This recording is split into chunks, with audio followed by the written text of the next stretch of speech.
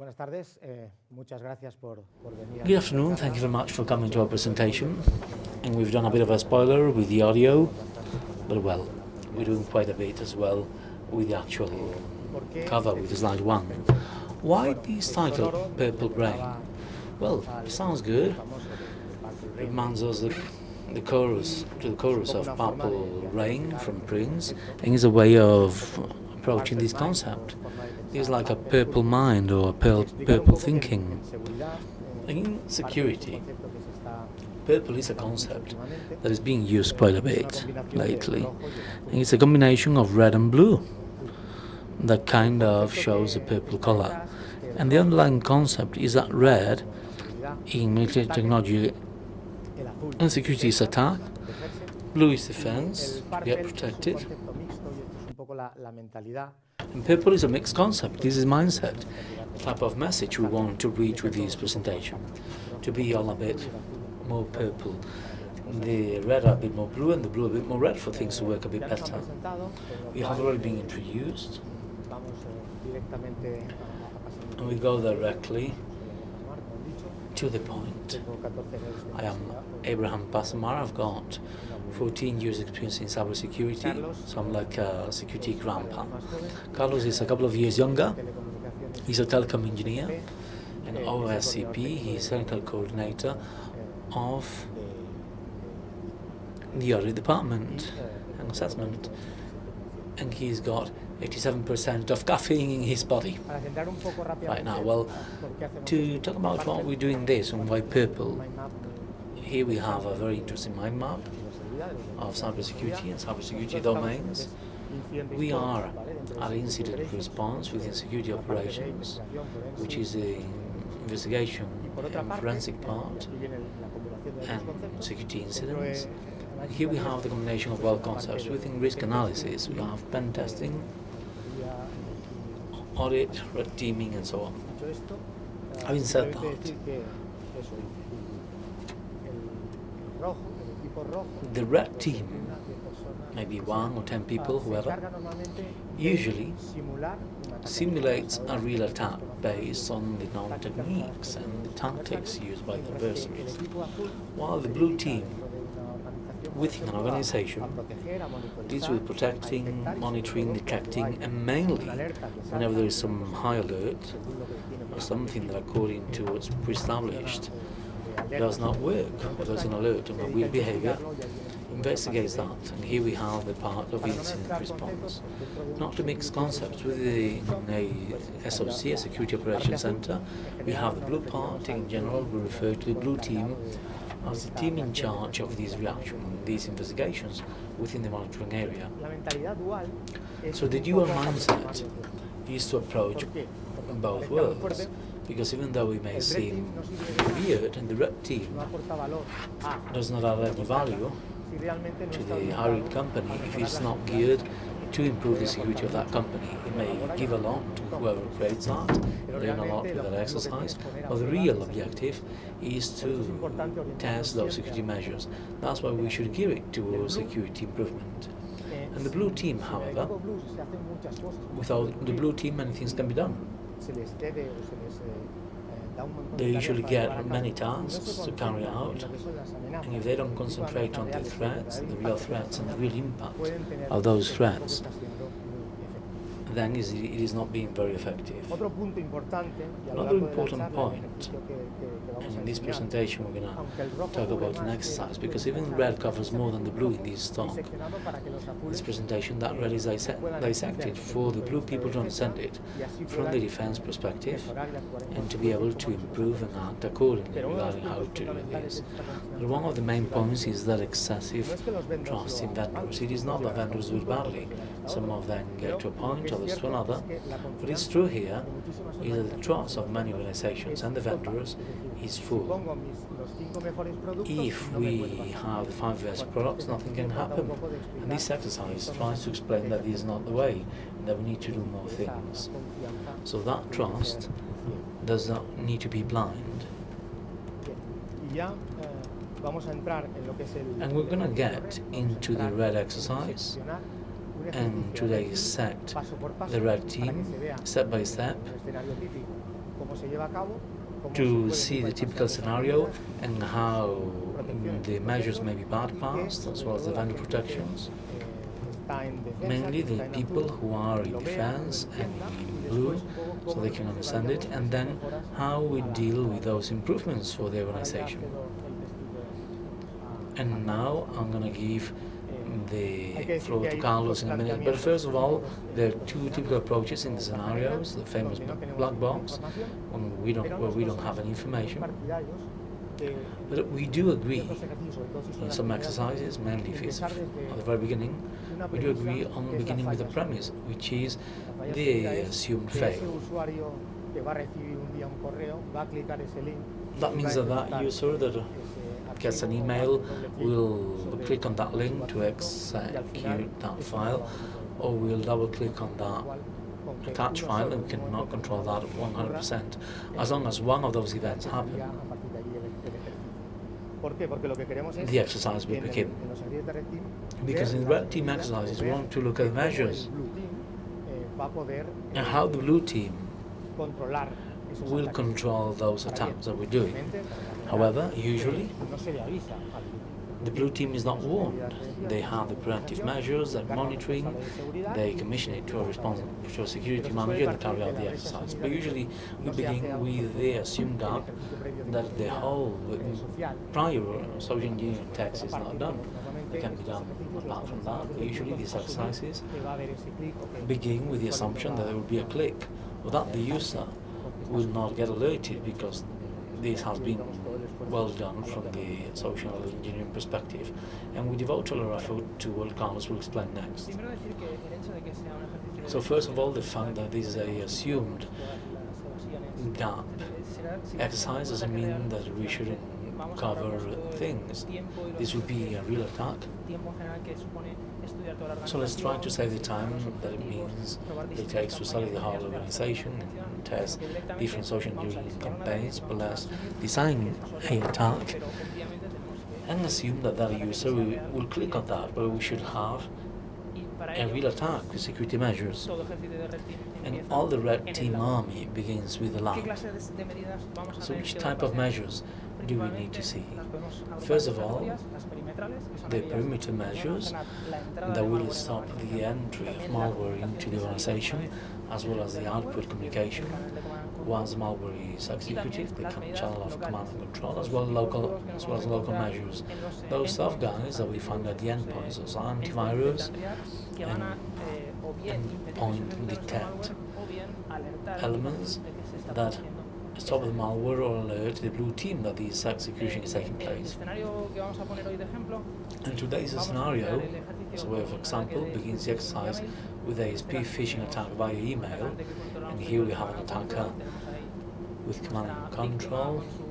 We have the victim with the antivirus software and the protecting firewall, and we're going to dissect in three parts the design of this kind of vector. First of all, we're going to focus on the perimeter evasion for the entry, and how can we take that malware without any element saying, well, there's something wrong here. How can we evade those local measures to execute our malware without no one noticing?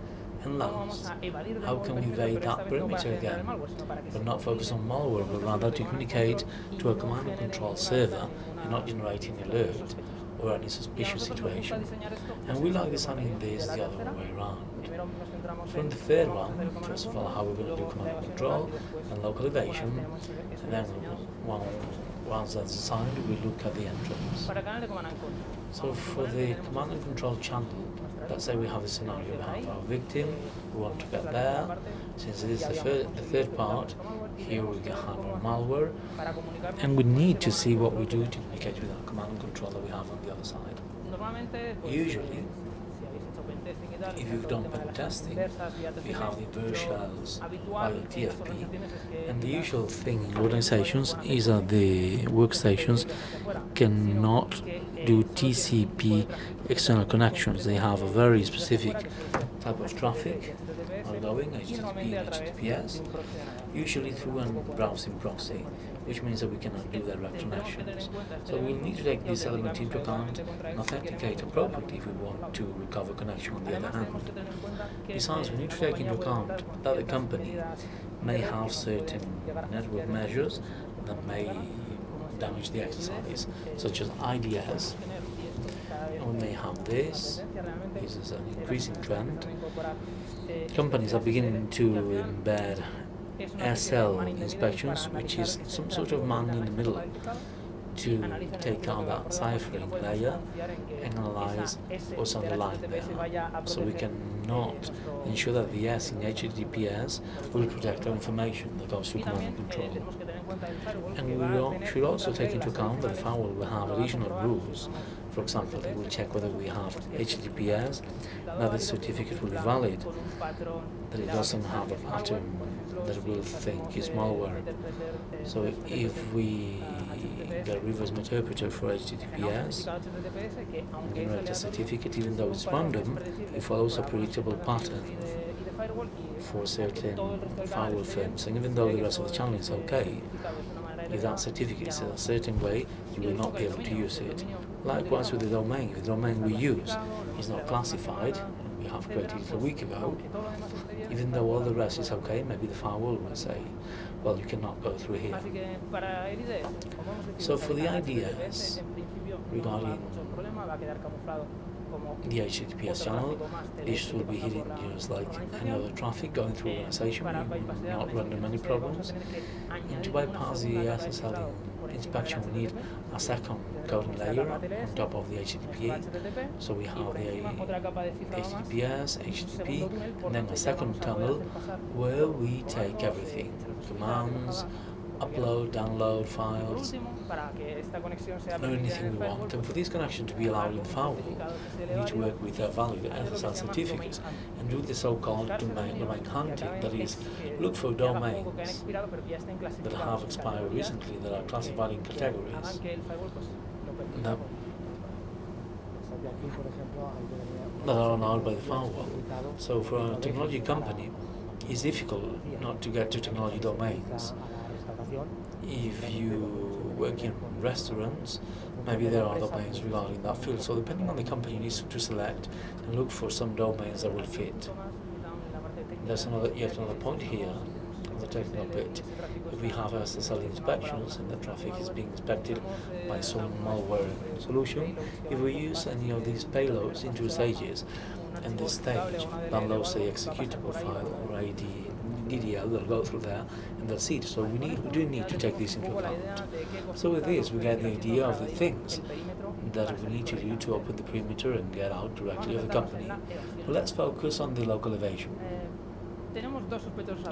We have two usual suspects in the endpoint machines, antivirus and EDR.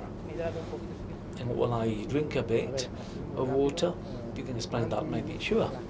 An antivirus usually, even though they do have new measures, is a security element in our endpoint, and when we double click on it, it stops the execution.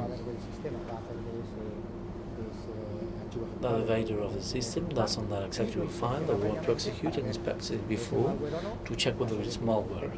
If it detects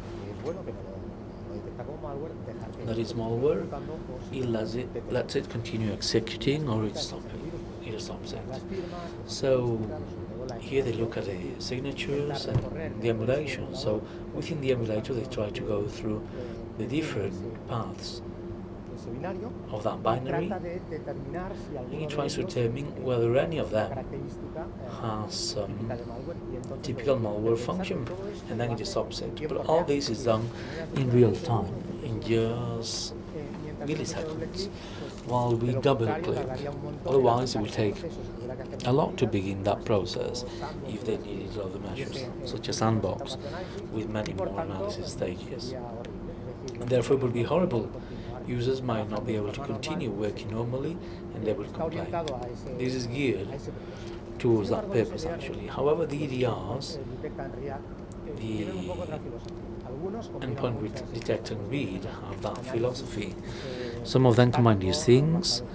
They do static analysis based on machine learning, artificial intelligence. They try to check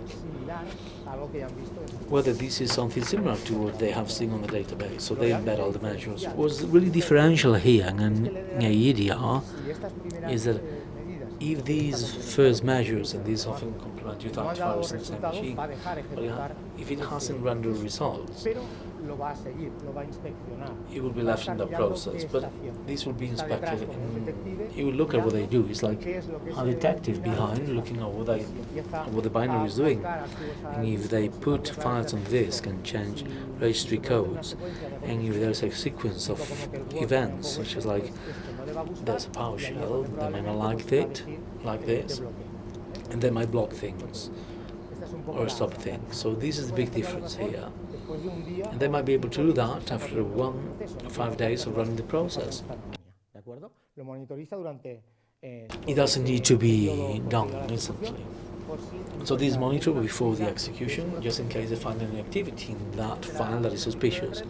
So the red perspective means that the antivirus may cost a lot less than the EDR. So let's begin with the antivirus. We have several techniques that we may use to manage to evade the detection and the blockage by these solutions. Obfuscation techniques, such as one based on cryptors or packers. We can abuse the API of Windows to execute our code in other processes or in less intuitive ways for antiviruses. We can abuse of scripting engines within Windows.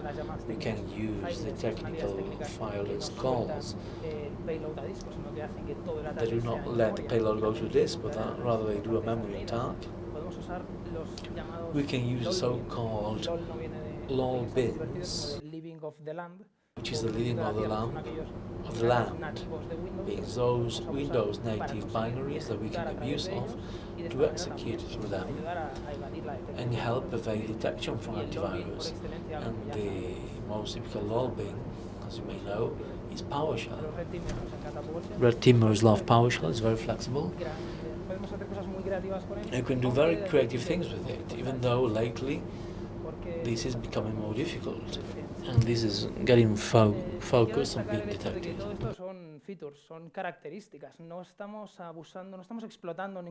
And all of these are features. We're not exploiting any vulnerability. We're abusing features given by the operating system. And abusing these features allows us to evade all this. And we're going to give you an example. Here, we have binary. We're going to create a malicious DLL. That library in turn will decipher a shell code and execute it abusing of the Windows API.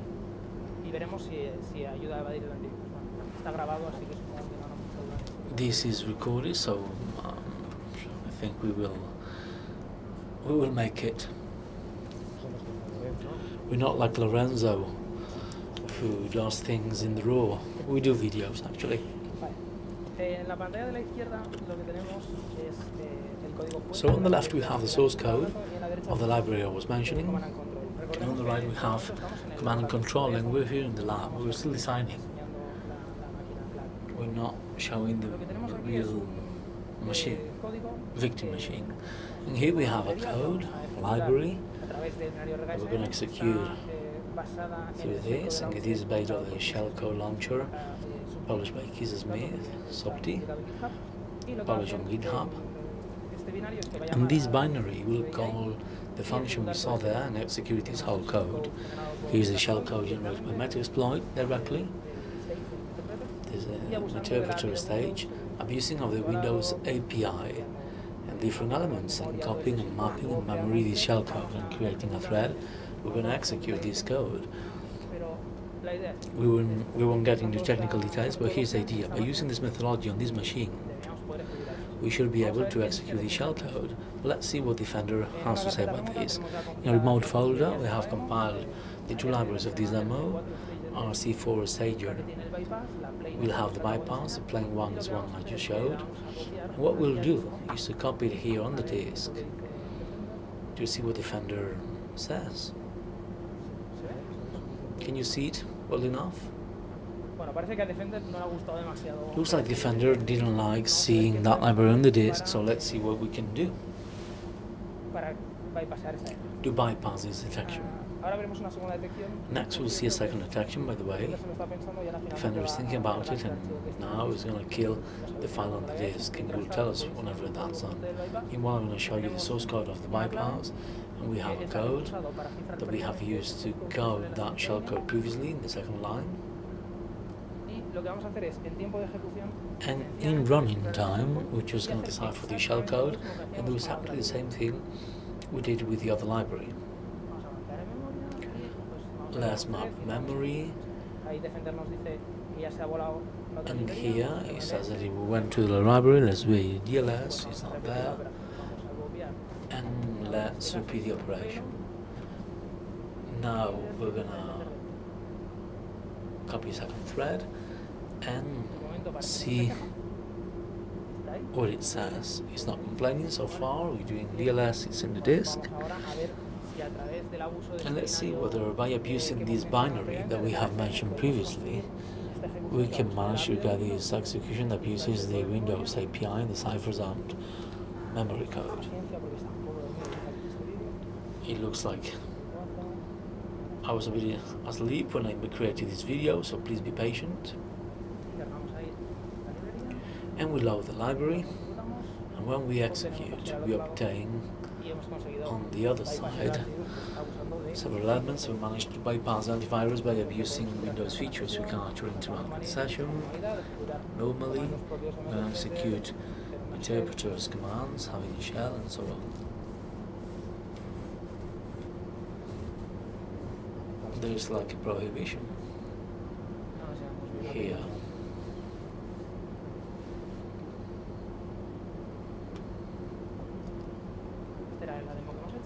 So this was our demo, and we have another demo here.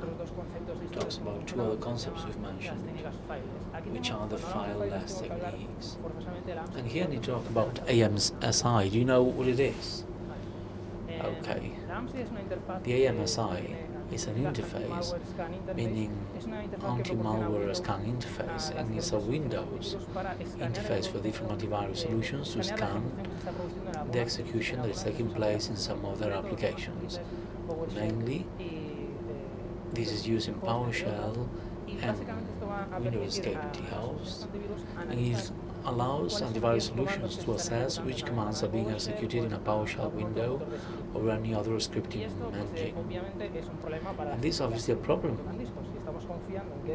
for some techniques. If that scripting technique will do the whole execution for us and we're not altering the disk, if this element is here, it may render some problems. So let's see how we can bypass this. Well, in the following example, a PowerShell process will download a text file from a server.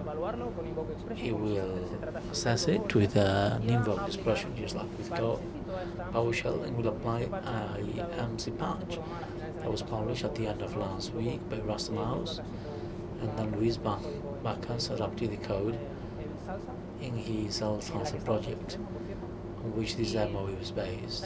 And this patch, without getting into technical details, will manage to get the answer to think that absolutely everything that happens in that PowerShell process is good, but there's nothing to worry about. So once we have this patch, the first script will go down a second script, known and malicious. The second script will be assessed, and then we're going to inject the shellcode into another process abusing the Windows API.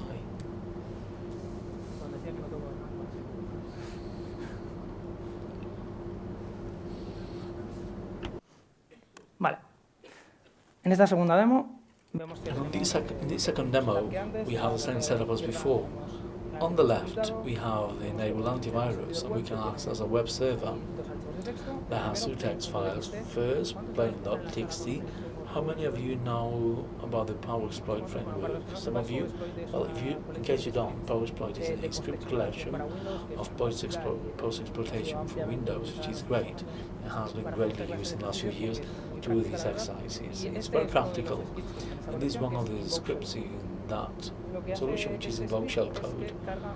And this script loads a shellcode from our choice. In the process, we decide.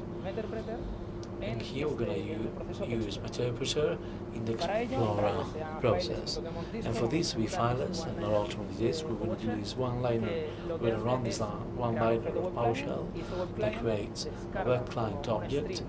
And this downloads as a script this text file and assesses it with IX or invoke expression. And here we see the download. And however, there are some elements that have blocked the running the execution because nothing's happening. So when I did this demo, I had just installed Windows Defender. So it felt a bit shy apparently, but anyhow it didn't work. And here we see the patch. This bit here is the AMSI patch. This is coded as a 64 base.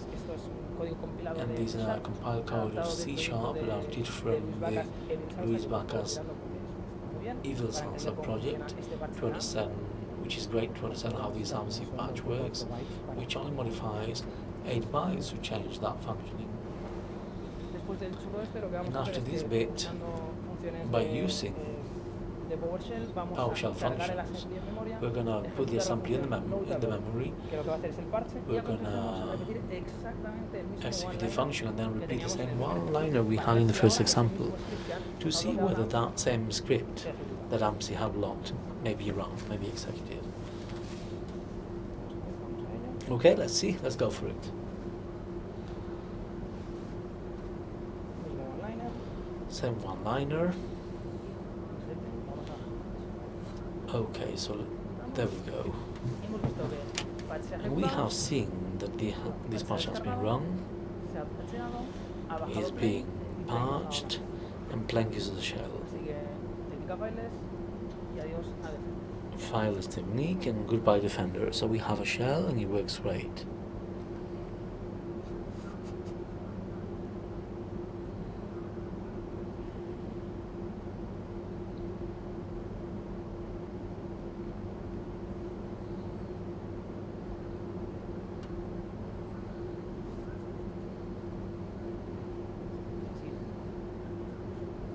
Okay, here we are. So we've worked a bit on the antivirus. We have some ideas regarding things that could work, but we haven't yet for the NDR. DDRs, as I explained earlier, have the particularity of following what the process do, who's is whose father, which actions are done, whether we drop things to disks, whether we have a executable file, or we drop an IP. And some malicious patterns may be identified, and we can either say goodbye or warn the blue team. Anyhow, if the company that we're working on has this solution, we'll need to fight with this for things to go ahead. And this is a typical diagram of the EDR console. Let's say that as an entry vector, we're going to use an off-thematic word element with a macro. We're going to invite the user to run this file, and this calls a PowerShell that connects with the internet. So in our experience, when this happens, DDR says, okay, where are you heading to? But if, for example, we split the attack in 2 stages and we get the word file to avoid some files and use a persistence mechanism, so that in a second stage, this persistent mechanism maybe have to restart, calls this file, and this file triggers a PowerShell run and connects with the internet. It looks like the EDR is a bit confused and we might be able to bypass it. Besides, this attack shouldn't be detected by the antivirus. Otherwise, the EDR might work. But in that first run, Word has generated some files. They're not executable and they're not penalizing here. So in a restart of the machine, a persistence, a PowerShell script is launched, which is okay and normal in many machines. Therefore, it kind of lost the control of what happened there. Some EDRs are quite sophisticated regarding the processes. Some others are not so fine-tuned. And here we can see Y-liner similar to the one we saw earlier. The difference here is that it authenticates against the proxy and this domain. That may sound familiar. And what happens with this EDR is like you might say, okay, this is bad, but what he said was bad was a stringnet.client or stringnet.web client. So if instead of that PowerShell command you go to this one, and the only difference is that I'm just following this.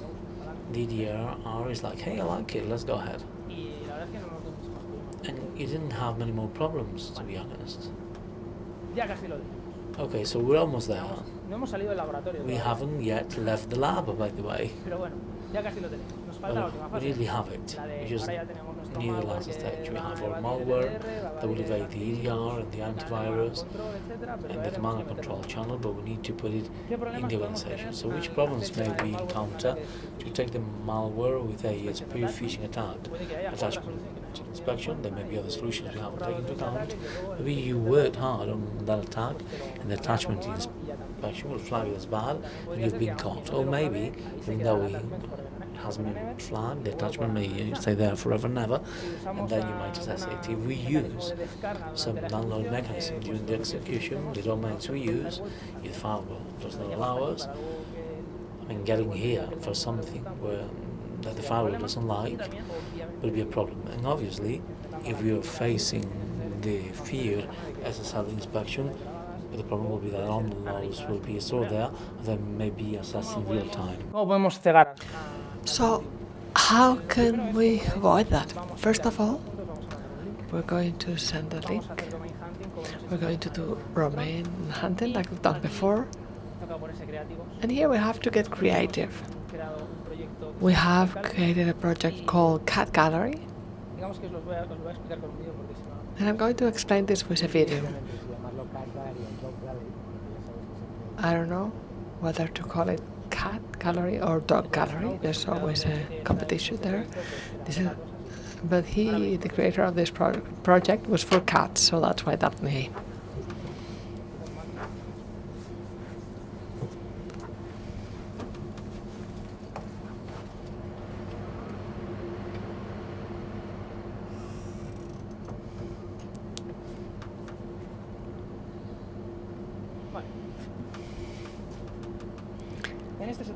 Okay, so in this setup, what we have is a machine with the antivirus, and this is the man-in-the-middle proxy, which is doing what an SSL inspection would do, where even if the connections are through HTTP, because we're doing man-in-the-middle, we can inspect traffic and see what's going on. On top of that, in this console, we're going to see that we have an SSH open against our command and control server. We have a console here of our RAT, and here I have to mention Manuel Barba, who has spent a lot of time coding this with me, and here we have the Cat Gallery server ready to serve the file. So let's imagine we've sent this spear phishing link to our user. We put in the navigator, RootedCON, and a download takes place that, as you see, appears here. For the user, it's file.zip,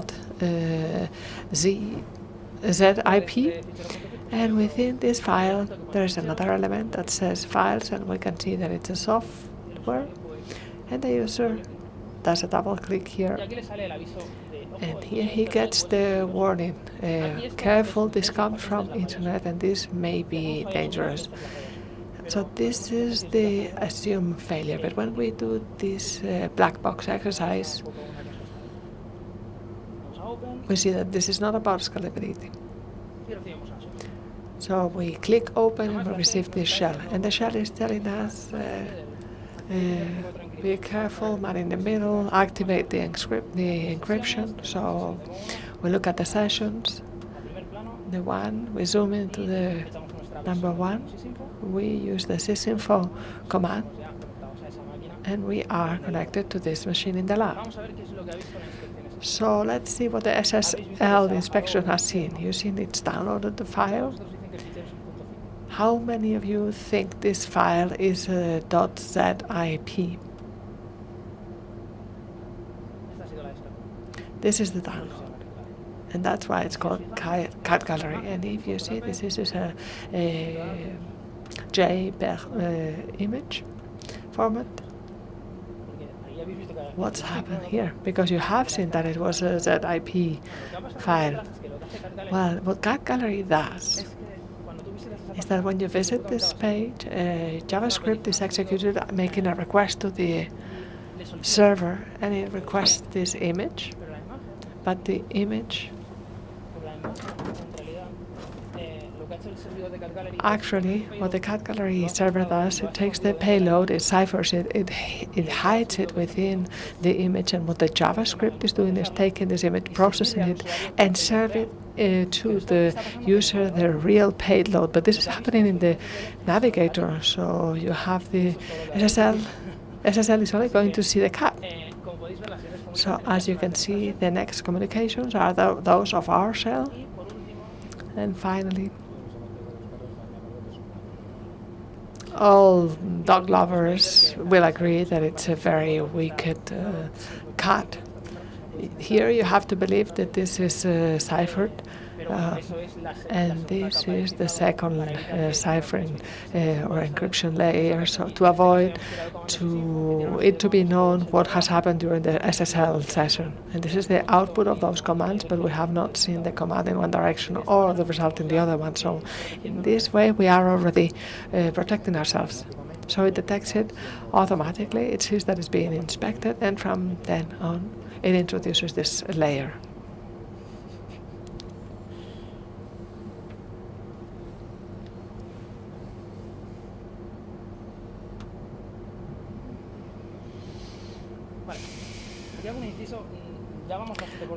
We're running quite short of time, so I can't go into how we have executed the malware. The first one is we love PowerShell, and the second one is this file.zip. You see that it has the ficheros L and K, but do you see something strange here? If I compress this file LNK that weighs 2.3, how come this figure down there? We'll stop here. If you want to come and discuss this with us, that's fine. We leave it open for you as an exercise, and we can drink a beer over this later on.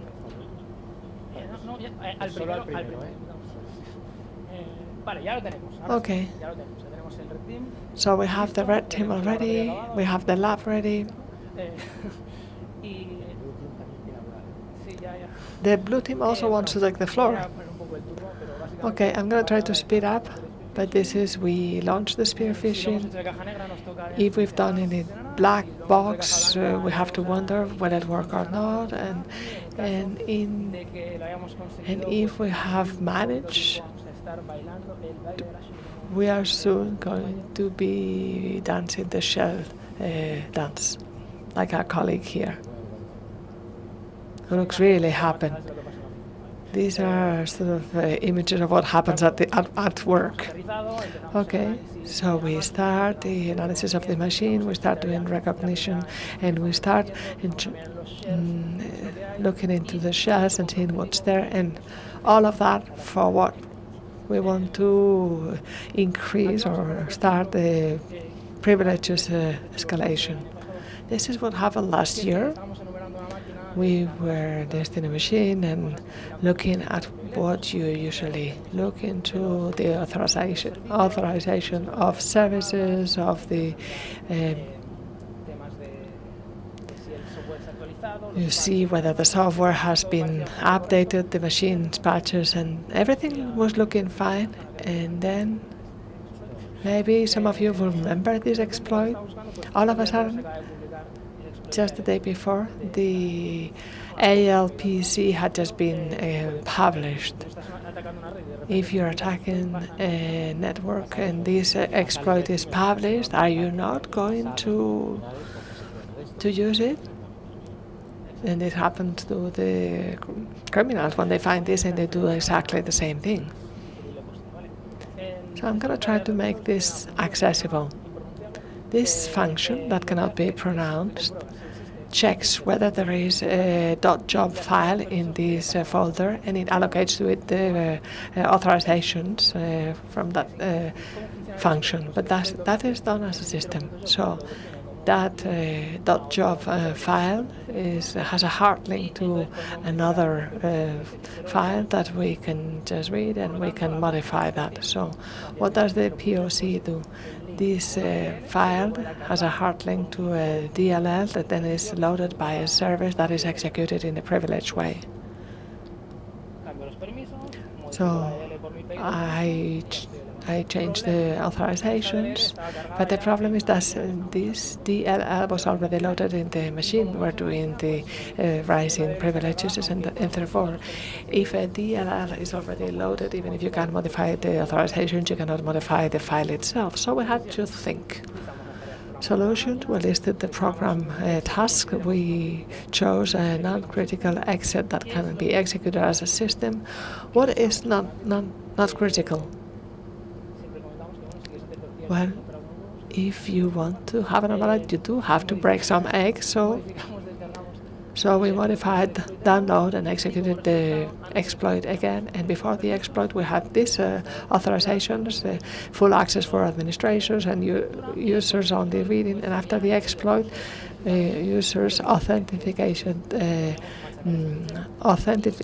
users had the C permit. That is, we could destroy that file. And so we continue, we override the executable, we wait until it's executed, and we have the elevated process. Having done this, the usual follow-up, I have the evasion measures, I have the way of escalating in local, and we want to move around the network and see how far can we get. And for that, there is a great tool called Bloodhound that has already come up in these 3 days in other talks. And Bloodhound does a number of information recompilations, who is logged in each machine, who had authorization to do what, who is in each group, who is the administrator, who can modify. So it collects a lot of information, and at the end it shows it to you in a graphic way, allowing you to choose where you're going to focus your effort when you want to do an escalate of privileges.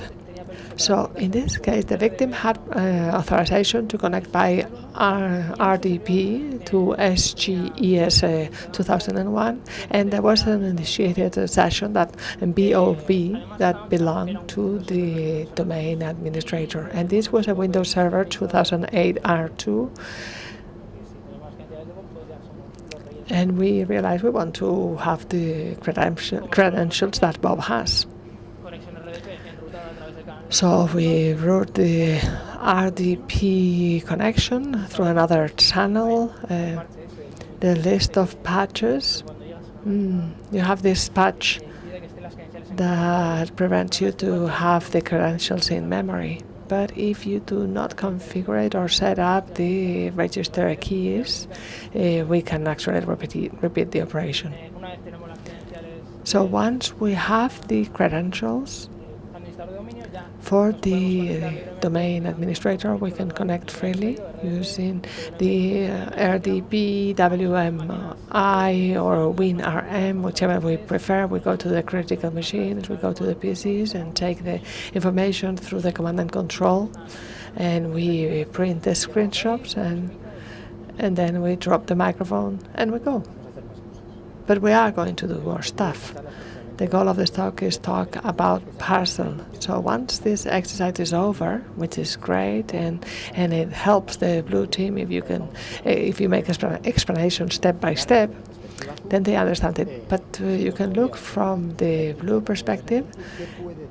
We can see what the red team can give to the blue team, so putting themselves in their place to facilitate the process that they have to perform afterwards. One of the frameworks or the tools, the most useful tools that you can have is this Mitre matrix.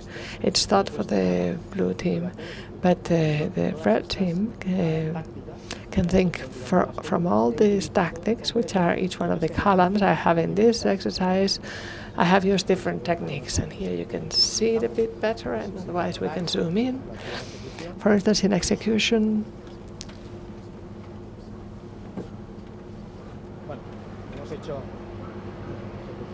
we've done execution through the API. We have used the PowerShell and reg ASM. We have used our strategy with the spearfishing link. So we have many things, multi-layer encryption. So we are pointing to the specific techniques that we have used to bypass these defensive measures that they have.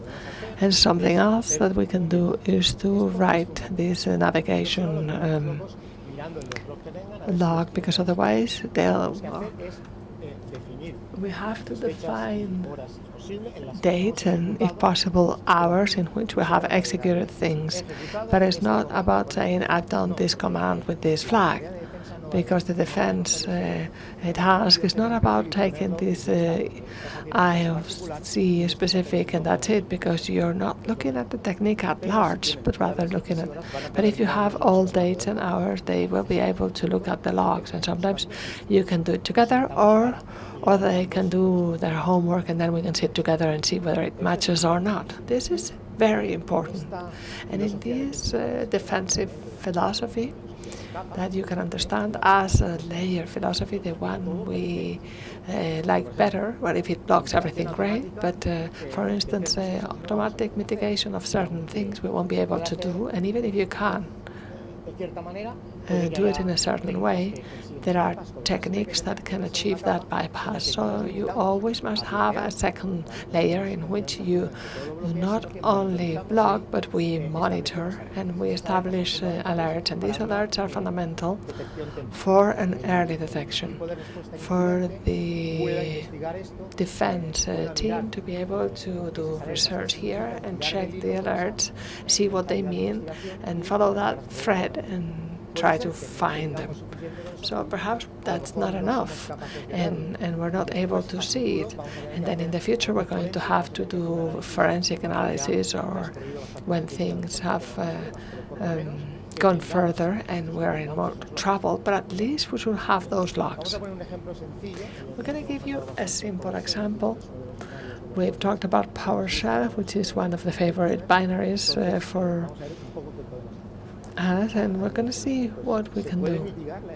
Can we mitigate the execution in the organization? Well, it is difficult. It's very likely that you cannot. Perhaps you can block it, but even that block can actually be bypassed. One can bypass. So we should activate logs from version 5. We have logs, and by that I mean locating the commands, the parameters and the commands of PowerShell that have been executed. By default, they're not there, so we have to activate the script block logging. And remember that v2 doesn't log that, so even if we're using the version 5 or over, if we have a version 2, we have to try to disabilitate to prevent other types of attacks. As to monitoring, what's fundamental here is to compile, centralize, and establish warnings. For instance, is there a PowerShell execution? If you start compiling information about the organization, you will be able to study the patterns, and you'll be able to say, okay, if they're using PowerShell in all the organizations, but at specific times and with these groups of users, or other things that you can put in context and remove them so that you can only stand out the ones you have to look into. If, for instance, if a marketing user is using PowerShell and that's not contemplated, then check. They do the traditional research. So commands executed at unexpected time, suspicion patterns, etc. And for that, if you don't have a very complex infrastructure, the blue team starts analyzing in one machine, and then perhaps when the X plan is approved next year, I will do it. No, we're going to do it with the means we have and use open source and try to save a bit to prove that we are able to locate it, and then it would be easier to convince them to buy that toy for us. As to traceability, we have these centralized logs in a CM or whatever, but perhaps it's also important to save more spaces rather than for the users to download things that can take a lot of space and are not so useful, to adapt the local logs in each machine so that in case there is an incident and you need to go forward to look for it beyond the centralized ones that we will have minimized. And now we've done a forensic readiness to try to put the strictly necessary information. If we have in local a bit more, that's going to be good for other types of research. Okay, this is very important. Before the last slide with the conclusions, the constant vigilance mindset. That's not very frequent. In logs, there are many tasks, there are too many false positives. We are like that hamster within the wheel. So we have to change the concept. The blue team is there for that, to look for alerts in a creative way, improve security, and provide the company with more security. And you have to focus on important stuff and real threats. If everything is done like this and you visualize that there are shortcomings, you have to be there to work. And you shouldn't wait until the vendor comes and solves everything. You can choose the best products from that vendor and work on your own. So we have to build a small lab where you can start doing work. You can use the Windows Event Collector, and you can use other agents. There has been a Habuto topic about Query and other alternatives with different viewpoints. Query, if you don't know, is Facebook developed agents. GRR is a bit more closer to Hardin, but everything is useful to bring stuff from the machines and analyze them. Make your own scripts. This is one that we use to analyze the parameters and these are very simple scripts, and this can be done from the SIR perspective, or it could be done as a machine agent to start analyzing with the logs removed from the machine. So how long are you have to look into entropy, commands entropy, total code lines, and in the bottom line, 0 lines with more than 10 backtick characters detected, which this is a typical sign. So you fill in with backticks, and that means that certain lines will not be detectable. You can also study whether these very long lines, whether there is a 64, and here, for instance, it extracts automatically two binaries and Z. And here you can see that it has two binaries inside. So these are just examples, but what's really important is to start doing stuff and to do it proactively to try to detect and protect better. So as final conclusions, this purple team, the fusion of both worlds, contributes a lot of value. For the red team, the message is in and of its own, it's not effective. You have to focus on improving the company security, and that's why it's better to contribute value after the exercise with those recommendations. And for the blue team, if it's not focused onto threats and real impact, it's not being effective. So the blue team must be dying to test these defensive measures to keep on improving the system.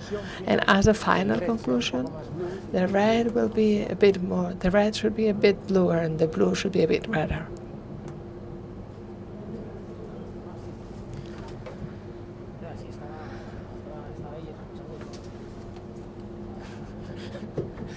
I was just listening and assenting to everything you were saying.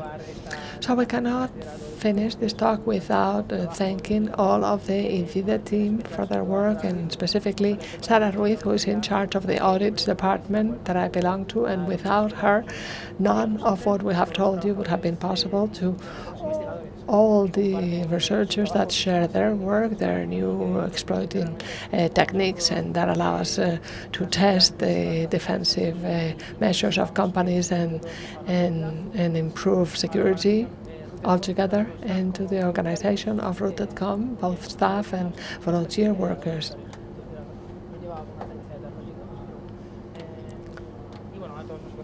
And to all of you for listening. I hope we meet soon again, and if you have questions about the pending issues during the talk, we are around. Thank you very much.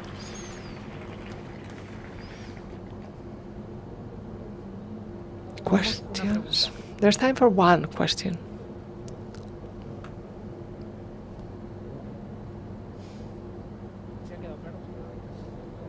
Either it's clear or you haven't understood a thing.